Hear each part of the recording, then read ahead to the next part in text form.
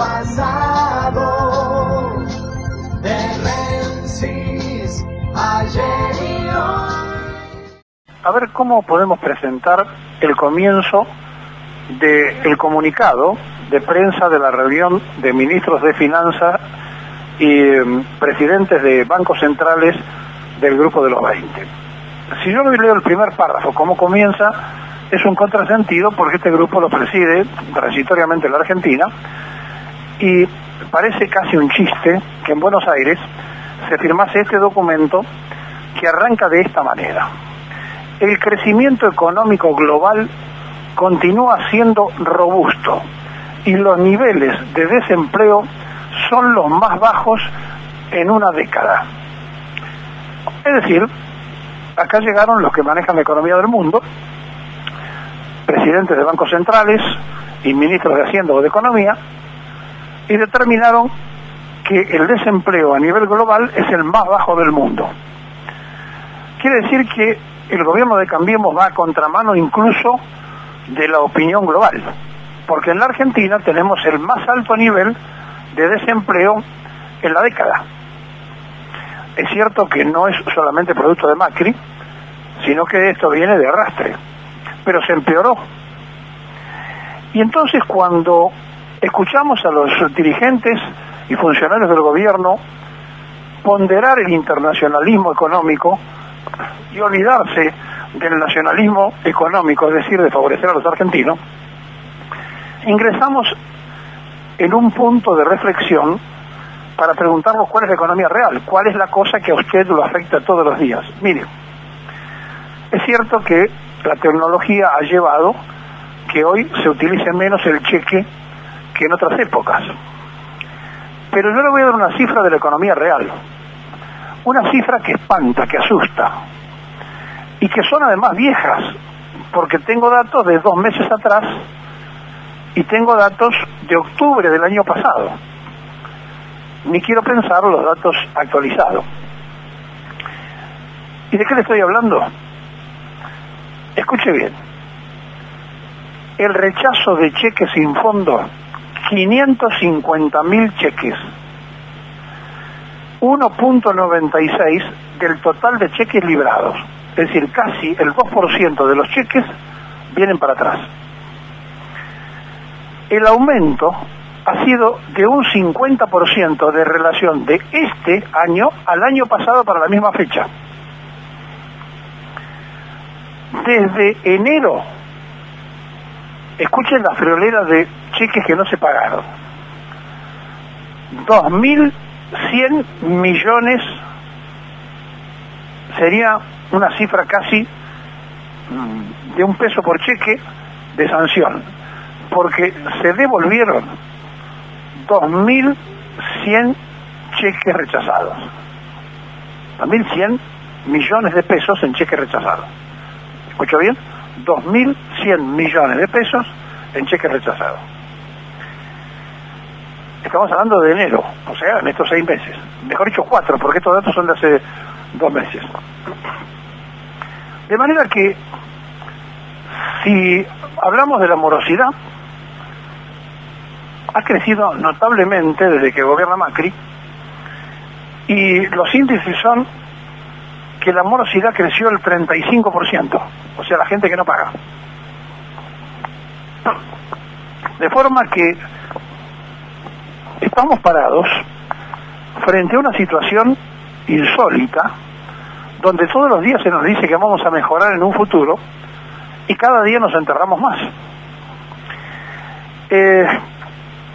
Si usted habla que hay 21.000 millones de pesos de cheques rebotados, contra 14.000 millones del mismo fecha, o sea, de hace 2 meses, del año 2017, es una situación clara, palpable, de dónde nos metió el renunciante presidente del Banco Central, o renunciado, y en dónde nos metió la política de Cambiemos, donde se pagan tasas usurarias y la mayoría de los cheques rechazados pertenecen a las pymes. Con un interés usurario del 70%, nadie puede cumplir ni nadie puede pagar. En los próximos días, la AFIP va a anunciar un plan en 8 cuotas para los morosos impositivos. ¿Por qué? Porque ha crecido notablemente la gente que no puede pagar, que tiene voluntad de pagar pero no puede hacerlo. Y entonces le van a permitir 8 cuotas para que financie, y además hay unos mini planes según qué categoría usted no puede pagar, sea el IVA, ingreso bruto, lo que fuere. Le van a permitir 6 de esos mini planes por cada titular. O sea que usted puede tener 6 formas de pago de 6 impuestos distintos que no pudo cubrir. Y ayer, muy sueltos de cuerpo, el presidente provisorio del Banco Central, el endeudador Luis Caputo, y el ministro de Hacienda y Finanzas, el inflacionario Duhovne, pusieron la cara para decir que todo marcha fenómeno en el mundo, desde Buenos Aires, donde, claro, será para los que integran el grupo de los 20, pero no para nosotros. Repito cómo arranca este documento. El punto 1 dice: el crecimiento económico global continúa siendo robusto y los niveles de desocupación son los más bajos en una década. Y agrega: sin embargo, el crecimiento ha sido menor, sincronizado recientemente, y los riesgos de corte y mediano plazo han aumentado. Esto incluye las crecientes vulnerabilidades financieras y el aumento de tensiones comerciales y geopolíticas. Es decir, arranca de comienzo diciendo que la pelea entre los chinos, los norteamericanos, Estados Unidos y la Comunidad Europea, etcétera, etcétera, trae rispideces. Es evidente que este grupo de los 20 programa la economía de fortalecimiento a las entidades usurarias, como el Fondo Monetario, y se dedica al Fondo Monetario en uno de los apartados. La pregunta es si a usted le va mejor o peor que antes. Y entonces cuando usted consigue que a los que menos tienen le va peor, pero que a la clase media también le va peor, es muy claro. Le va mejor a los que más tienen, que no le iba tan bien con el gobierno anterior. A pesar que también hicieron muy buenos negocios, un sector privilegiado, sobre todo de los proveedores del Estado. Y si le va bien a los que tienen mucho, mal a la clase media y mal a los que menos tienen, ¿qué sociedad está construyendo la política económica de Cambiemos?